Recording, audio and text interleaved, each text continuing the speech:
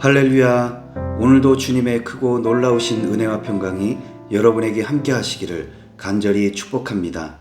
5월 20일 월요일, 오늘 우리에게 주시는 하나님의 말씀은 사도행전 9장 19절 하반절부터 31절까지입니다. 사울은 며칠 동안 다마스쿠스에 있는 제자들과 함께 지냈다. 그런 다음에 그는 곧 여러 회당에서 예수가 하나님의 아들이심을 선포하였다.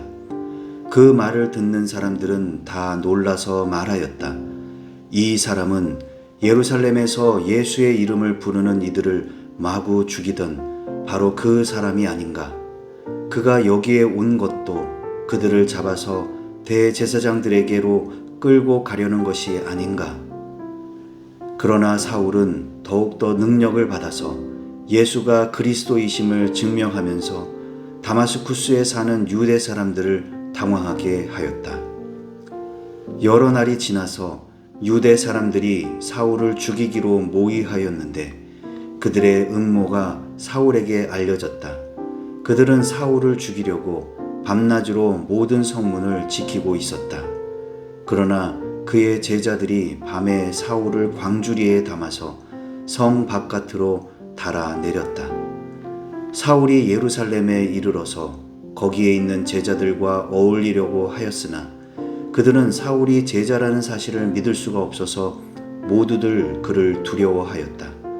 그러나 바나바는 사울을 맞아들여 사도들에게로 데려가서 사울이 길에서 주님을 본 일과 주님께서 그에게 말씀하신 일과 사울이 다마스쿠스에서 예수의 이름으로 담대히 말한 일을 그들에게 이야기해 주었다.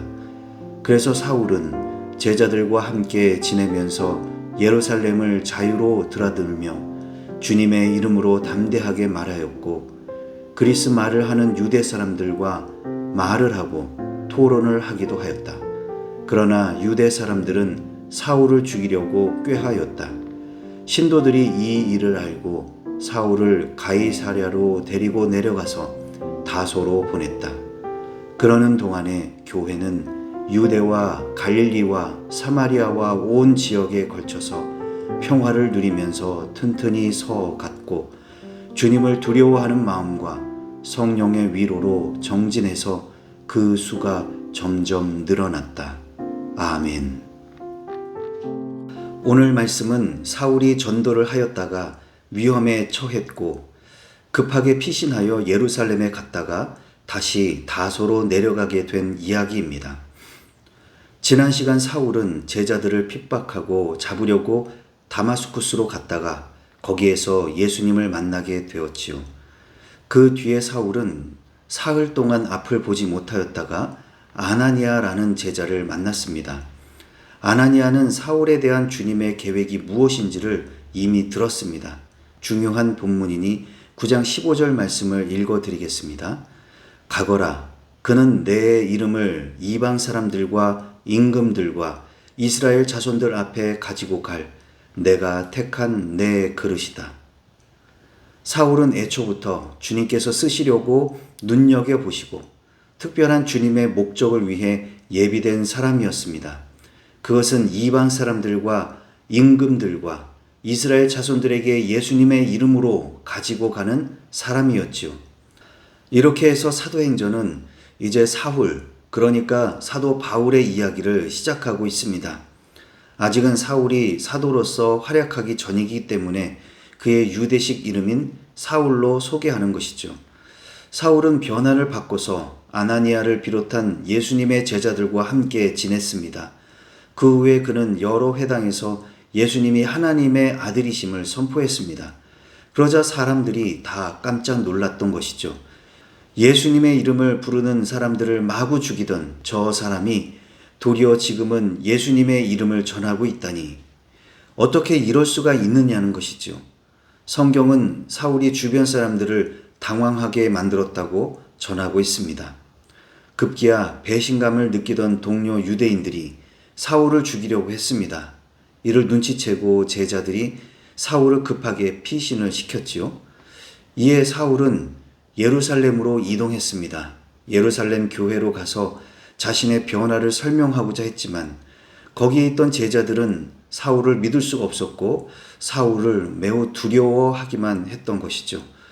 그러나 이때 바나바가 사울을 맞아들였습니다. 사도들에게 사울을 소개하고 잘 설명해 주었습니다.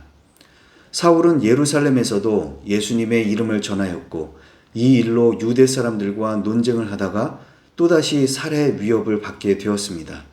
그래서 신도들이 사울을 가이사랴로 데려갔고 다시 사울을 고향인 다소로 보냈던 것이죠.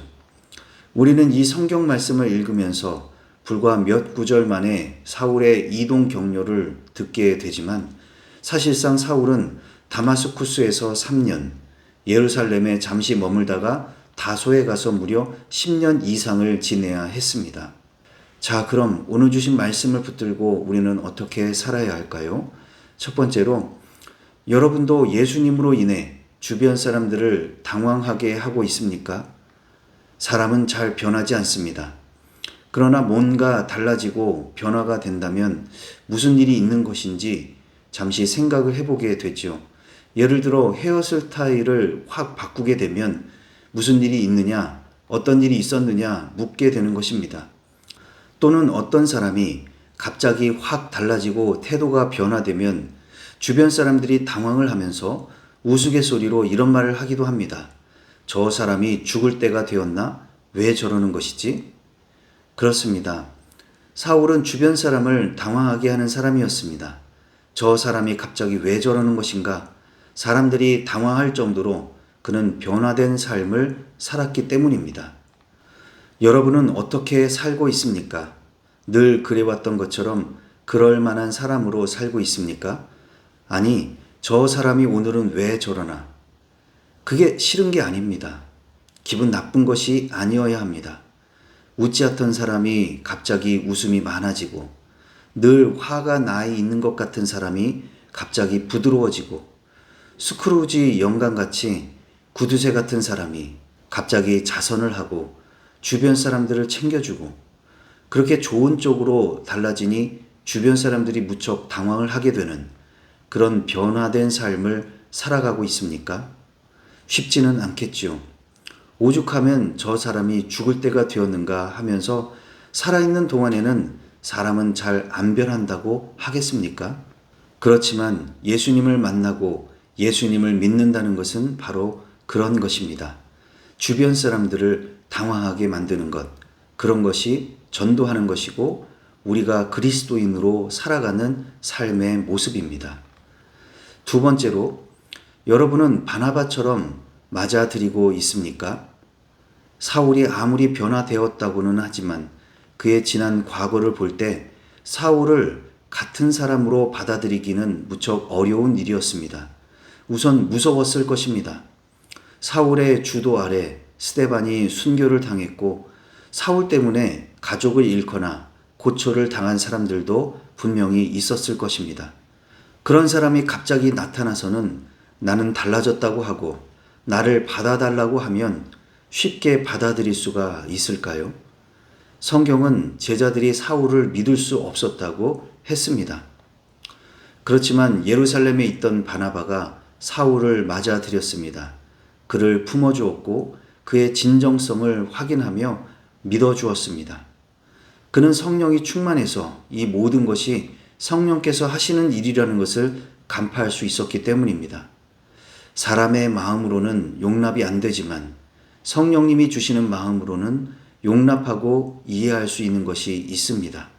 성령님은 우리가 싸워야 할 대상과 용납해야 할 대상을 분별하게 하십니다. 싸워야 할 때는 날카로운 칼을 주시고 용납해야 할 때는 따뜻하고 넉넉한 마음을 주십니다.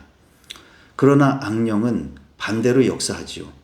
싸워야 할 대상을 너그럽게 받아주게 하고 용납하고 사랑해야 할 대상은 싸우게 만드는 것입니다. 악령이 아니라 성령님의 인도하심을 받으시고 누구를 받아주고 사랑해야 하는지, 누구를 대적하고 싸워야 하는지 분별할 수 있기를 바랍니다. 오늘도 성령님과 동행하며 주변 사람들을 당황하게 할 정도로 변화된 삶을 살아가시고 적군과 아군을 분별하면서 싸울 때는 싸우고 바나바처럼 받아줘야 할 사람은 받아줄 수 있는 저와 여러분이 되시기를 주님의 이름으로 축복합니다. 기도하시겠습니다. 사랑과 은혜가 풍성하신 하나님 아버지, 오늘도 말씀으로 새날을 열어주시니 감사를 드립니다. 사울처럼 변화된 삶을 살기를 원합니다. 예수님을 만나고 복음으로 새로운 삶을 살아간다는 것이 어떤 것인지 온몸으로 보여줄 수 있게 하시고 주변 사람들을 그로 인해 당황하게 할 수 있는 그런 변화된 삶을 살아가게 하여 주시옵소서. 바나바처럼 성령으로 충만해서 성령께서 붙드시고 사용하는 사람들을 용납하고 맞아들일 수 있는 저희 모두가 되게 해 주옵소서. 예수님의 이름으로 기도하옵나이다. 아멘.